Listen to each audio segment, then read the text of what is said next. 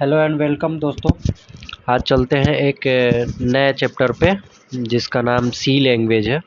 तो हम आज ये स्टार्ट कर रहे हैं सी लैंग्वेज।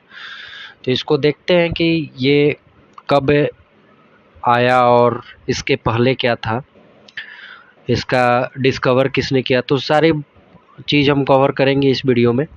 तो चलते हैं सी लैंग्वेज की कुछ जानते हैं। तो C is a middle level programming language. It has capability of both low and high level. C जो है एक लैंग्वेज है, प्रोग्रामिंग लैंग्वेज है जो कि लो और हाई दोनों कैपेबिलिटी रखता है अपने पास, कि लो पे भी काम करता है और हाई पे भी काम करता है। मतलब लो लेवल लैंग्वेज भी है और हाई लेवल लैंग्वेज भी है। बोले तो ये मिड लेवल प्रोग्रामिंग लैंग्वेज है। ठीक है। It was develop by Dennis Ritchie in 1972। जो इसको डेवलप किया था वो डेनिस रीचे थे जो डेवलप किए थे। यहाँ पे आप फोटो देख सकते हैं, ये फोटो है डेनिस रीचे का। और इन्होंने जो किया था वेल नोन लेबोरेटरी में किया था। It is case sensitive language. जो ये लैंग्वेज है केस सेंसिटिव लैंग्वेज है। इसको स्मॉल लेटर में लिखा जाता है। यदि आप कोई प्रोग्राम राइट कर रहे हैं तो उसे स्मॉल लेटर में ही लिखें, बेटर होता है। यदि आप कैपिटल लेटर में लिख रहे हो तो कैपिटल में ही लिखें, उसमें बीच में स्मॉल ना लाएं, नहीं तो एरर आ जाएगा। तो ये केस सेंसिटिव लैंग्वेज इसी को कहते हैं कि यदि आप स्मॉल लेटर में लिख रहे हो तो स्मॉल में ही लिखो, यदि कैपिटल में लिख रहे हो तो कैपिटल में ही लिखो। ठीक है, आगे चलते हैं। It is use for both application and system programming. ये जो होता है, इसका जो प्रोग्राम हम लोग बनाते हैं, EXE फाइल जो क्रिएट होता है, उसको यदि हम किसी पे रन कराते हैं तो दोनों पे रन करता है। एप्लीकेशन पे भी रन करता है और सिस्टम पे भी रन करता है। तो ये एप्लीकेशन, इससे इसका एप्लीकेशन भी बनता है और सिस्टम यानी कि सॉफ्टवेयर भी बनाया जा सकता है। ये दोनों पे बनता है, जबकि ऐसा बी लेवल लैंग्वेज में नहीं था, जो हम आगे बताएंगे आपको। But some of it feature like array loop and more than one statement low level programming facility ETC। जो हम आगे के वीडियो में बताएंगे आपको कि जो एरे होता है, लूप होता है, ये जो है ये लो लेवल प्रोग्रामिंग लैंग्वेज है, हाई लेवल नहीं है। It make a suitable for system programming like developing operating system, writing compiler, interpreter, device ETC। ये जो होता है प्रोग्रामिंग जो होता है डेवलप किया गया था ऑपरेटिंग सिस्टम पर, जो कि इसमें दो चीज़ तो होता ही है। एक राइटिंग तो होता ही है, दूसरा होता है कंपाइलर, जो कंपाइल करता है।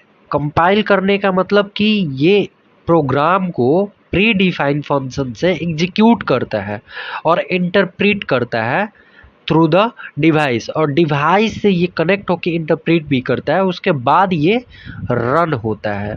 ठीक है। तो इसका इन्वेंशन देख लीजिए, मार्टिन रिचार्ड। इसका चाहे तो आप स्क्रीनशॉट ले सकते हैं। जो 1966 में BCPL एक लैंग्वेज आया था, सी से पहले BCPL था, वो हम आपको आगे बताएंगे।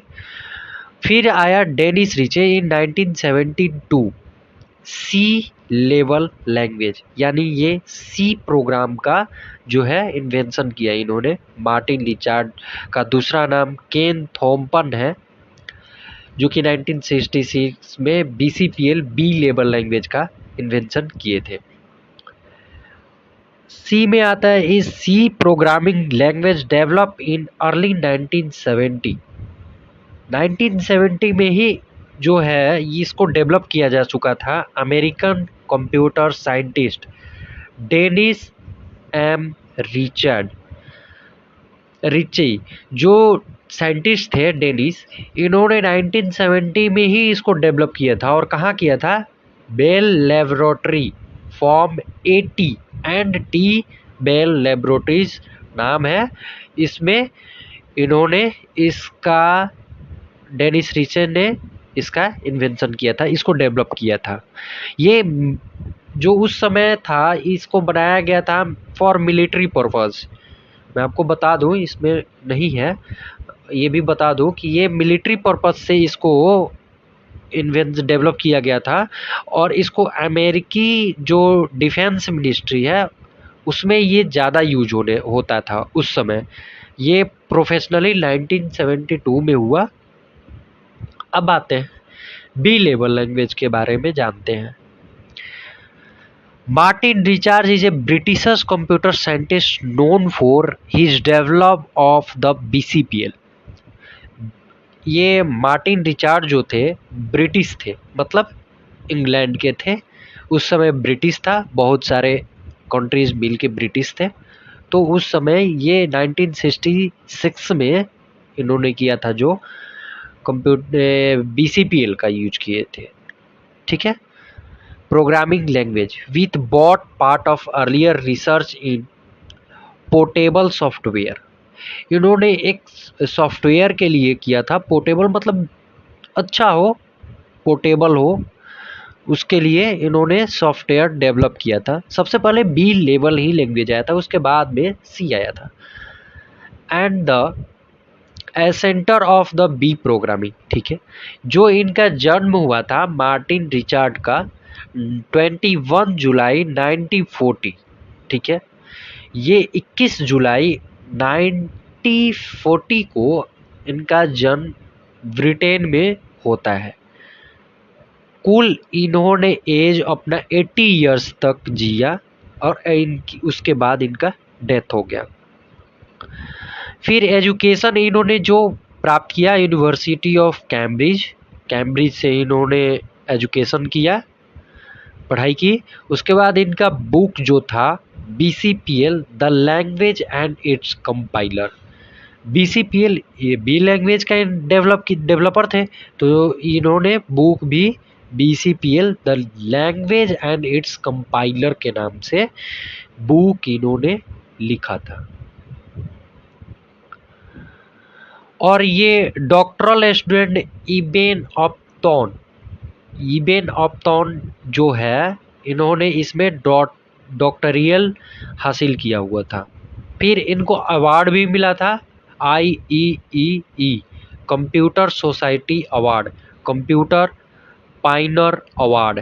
तो ये अवार्ड का नाम है जो इनको उस समय मिला था। BCPL स्टैंड फॉर, यहाँ पे गलत माफ़ी चाहेंगे, यहाँ पे गलत हमसे राइट हो गया है। यहाँ पे BCPL स्टैंड फॉर होगा बेसिक कंबाइनेड प्रोग्रामिंग लैंग्वेज। ठीक है। इसका फुल फॉर्म है basic combined programming language. It is also known as B language, B level language. इसी को हम लोग बी लैंग्वेज कहते हैं।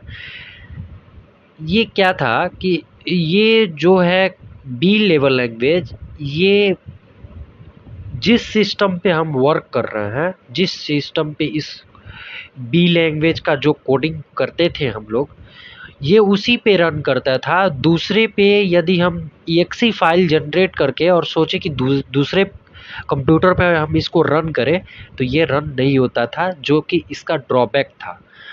इसीलिए सी लैंग्वेज का डेवलपिंग हुआ। ठीक है।